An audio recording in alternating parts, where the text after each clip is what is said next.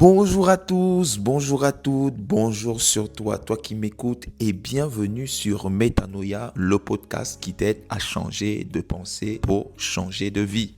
Nous sommes au jour 19 sur 30 de notre série au cœur de la sagesse. Et aujourd'hui, on attaque le proverbe 17, un chapitre absolument crucial sur les relations, les conflits et comment cultiver la paix. Parce que voici la réalité. La majorité de tes problèmes viennent de tes relations. Pas de l'argent, pas du travail, pas des circonstances, mais des tensions relationnelles mal gérées. Un ami qui te trahit, un membre de ta famille qui te blesse, un collègue qui te provoque et toi au milieu, tu te demandes comment je gère ça selon Dieu. Aujourd'hui, Proverbe 17 va te donner des clés bibliques concrètes pour désamorcer les conflits, préserver tes relations et choisir la paix quand tout autour de toi te pousse à la guerre. Et si tu veux arrêter de gaspiller ton énergie dans les disputes inutiles, reste ici. Les prochaines minutes vont te transformer et vont transformer ta façon de gérer tes relations.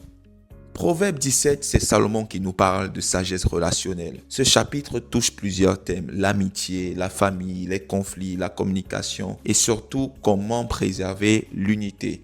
Avant d'aller plus loin, laisse-moi te donner les 3 versets principaux qu'on va décortiquer aujourd'hui. Verset numéro 1, mieux vaut un morceau de pain sec avec la paix qu'une maison pleine de viande avec des querelles. Donc verset 9, celui qui couvre une faute cherche l'amour et celui qui la rappelle dans ses discours divise les amis. Verset 14, commencer une querelle, c'est ouvrir une digue. Avant que la dispute s'anime, retire-toi. Verset 17, l'ami aime en tout temps et dans le malheur, il se montre un frère. Ces 4 versets vont structurer tout notre développement aujourd'hui. Accroche-toi car ça va être profond. Verset numéro 1. Mieux vaut un morceau de pain sec avec la paix qu'une maison pleine de viande avec des querelles. En fait, Salomon essaye de nous dire ici que la paix vaut plus que l'abondance. La paix a plus de valeur que le confort matériel. En d'autres termes, tu peux avoir la plus belle maison, la plus grosse voiture, le compte en banque le plus rempli, mais si tes relations sont toxiques, en réalité, tu vis dans la misère. Regarde autour de toi. Combien de familles riches sont déchirées? Combien de couples qui ont tout sont malheureux parce qu'ils ont choisi l'abondance au détriment de la paix? Exemple, Abraham et Lot dans Genèse 13. Ils avaient tellement de richesses que leurs troupeaux ne pouvaient plus cohabiter. Et puis des disputes ont éclaté entre leurs bergers. Tension, conflit. Regarde la réaction d'Abraham.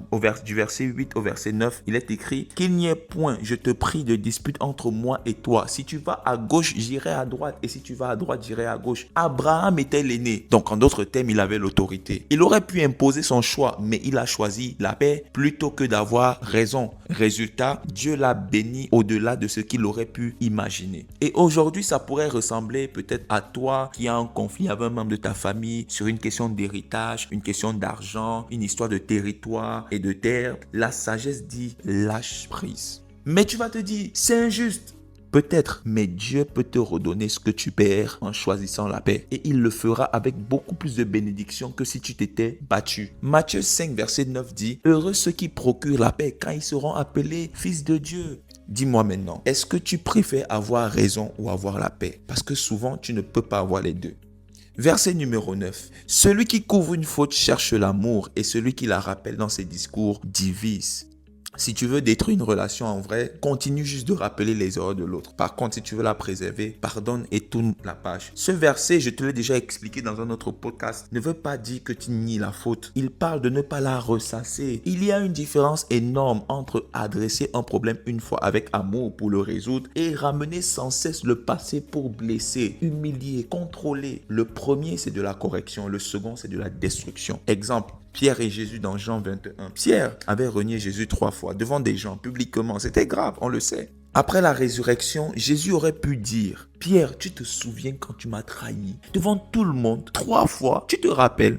Mais regarde, Jean chapitre 21 du verset 15 à 17, Jésus ne rappelle pas la faute. Il restaure Pierre et il lui pose 3 fois la question, m'aimes-tu? En fait, c'était pour faire quoi? C'était pour effacer les reniements. Jésus fait quoi là? Il couvre la faute. Il ne la nie pas.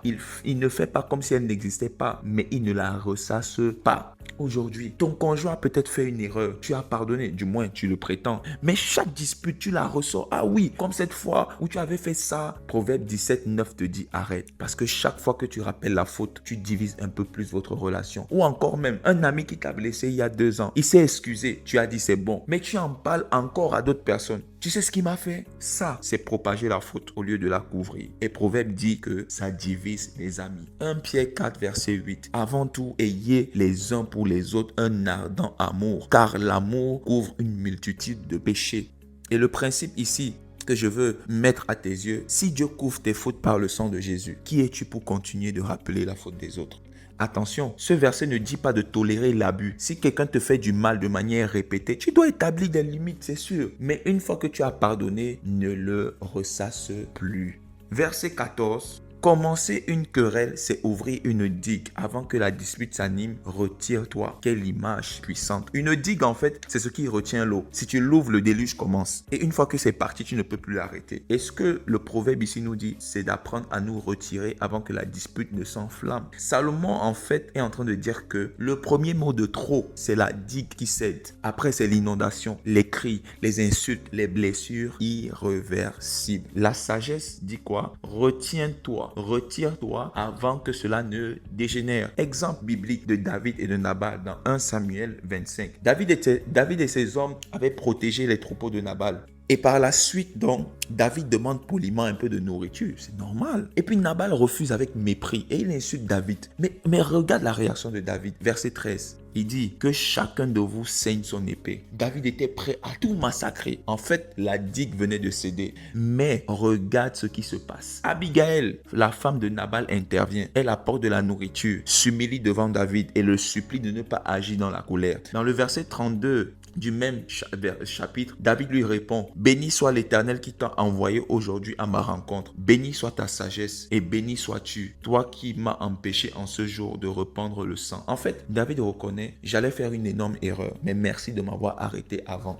Et aujourd'hui, cela pourrait ressembler à toi ou à moi. Tu es dans une pleine dispute avec quelqu'un. Ton sang chauffe, les mots montent, tu as de l'inspiration, avec véhémence. Tu veux avoir le dernier mot, tu veux dire cette phrase qui va mettre le chaos. En fait, Proverbe 17, 14 te crie: stop, retire-toi maintenant avant que la digue cède complètement. Proverbe 29, verset 11 dit: l'insensé met en dehors toute sa passion, mais le sage la contient. Et la stratégie concrète quand tu es en colère, c'est quoi? C'est qu'il faut apprendre a dit cette phrase: je vais prendre une pause, on en reparle dans tel nombre de temps. Ça ne veut pas dire fuir le problème, ça veut dire gérer ton émotion pour ne pas dire des choses que tu regretteras après. Pourquoi? Parce qu'il est écrit dans Jacques 1,19 que tout homme soit prompt à écouter, lent à parler, lent à se mettre en colère. Et tu dois savoir que 90% des conflits pourraient être évités si on fermait notre bouche juste 5 secondes de plus. Et avant de terminer, il y a un verset dans Proverbe 17 qui parle de l'amitié authentique et c'est celui du verset 17. Il dit: l'ami aime en tout temps et dans le malheur, il se montre un frère. Tu veux savoir qui sont tes vrais amis? Regarde qui reste quand tout s'effondre. Tu veux savoir en réalité qui est là pour toi? Regarde qui reste quand tout le monde est parti. Pourquoi? Parce que les faux amis sont là pour la fête. Les faux amis sont là pour le succès. Les faux amis en fait sont là pour les bons moments. Les vrais amis sont là quand l'échec arrive, quand les crises surviennent. En fait, dans les moments sombres. Et l'exemple le plus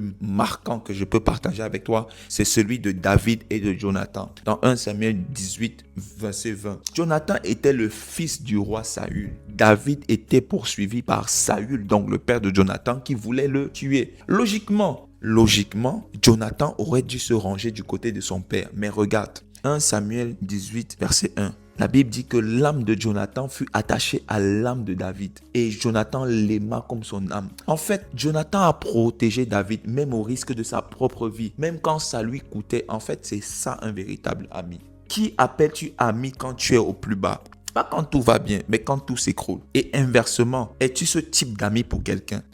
La Bible dit, Proverbe 18, verset 24, celui qui a beaucoup de compagnons les a pour son malheur, mais il est tel ami plus attaché qu'un frère. Mieux vaut 2-3 amis que 1000 connaissances superficielles. Et en vrai, je vais te partager un témoignage. Il y a quelques années, j'étais comme en conflit avec quelqu'un de très proche. On était tous les deux convaincus, d'avoir raison. Ça, c'est sûr. Tu vois, l'orgueil, l'ego, la fierté. Et puis, la dispute. Bon, je dirais pas la dispute, mais la mésentente a duré quand même beaucoup de temps. Et honnêtement, ça me bouffait de l'intérieur. Et un jour, Dieu m'a Dieu m'a rappelé en fait que je ne pouvais pas continuer à prétendre ou bien je ne pouvais pas croire que je peux avancer dans la vie sans aller régler ce problème avec ce grand frère, avec ce tonton. Donc j'ai compris et je suis rentré, je suis allé demander pardon, je suis allé m'excuser, j'ai reconnu que j'aurais pas dû partir comme ça, on n'aurait pas dû se séparer comme ça. Et aujourd'hui, en vrai, la relation a été restaurée. Elle n'est pas parfaite, mais elle a été restaurée. Vraiment, on a chacun retrouvé sa paix intérieure, chacun a retrouvé sa place. Et moi aujourd'hui, j'ai juste envie de te partager ce témoignage pour te dire, si tu as quelqu'un vers qui tu dois retourner, retourne et fais la paix. Et je te laisse avec ce dernier verset en concluant. Ce verset qui dit, verset 27 du proverbe 17, celui qui retient ses paroles connaît la science et celui qui a l'esprit calme est un homme intelligent.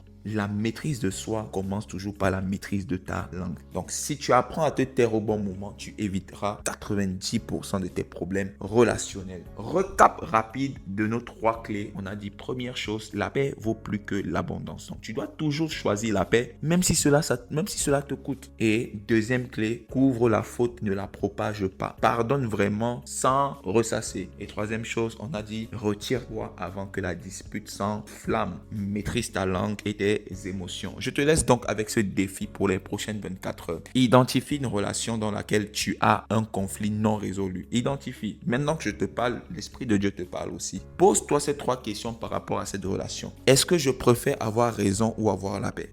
Deuxième question, est-ce que je continue de rappeler les fautes de l'autre? Troisième question, suis-je prêt à me retirer de la dispute et faire le premier pas vers la réconciliation?